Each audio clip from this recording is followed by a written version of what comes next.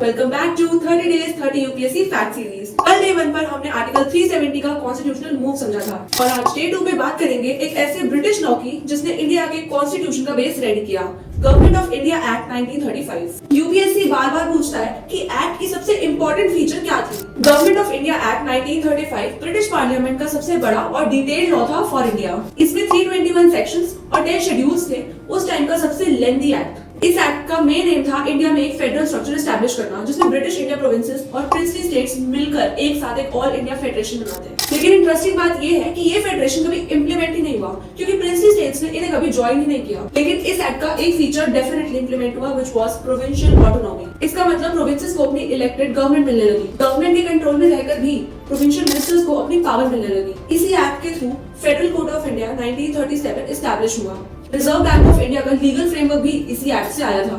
और सबसे interesting fact, independent India का ऑलमोस्ट 75% कॉन्स्टिट्यूशन का एडमिनिस्ट्रेटिव फ्रेमवर्क इसी एक्ट से इंस्पायर्ड है। Now it's a time for a PYQ, a UPSC style question. So the question is, provincial autonomy in British India was introduced by which act? और इसी type के important UPSC facts जानने के लिए follow करो विद्या सेतु institute, क्योंकि कल आएगा day 3 of 30 days 30 UPSC fact series.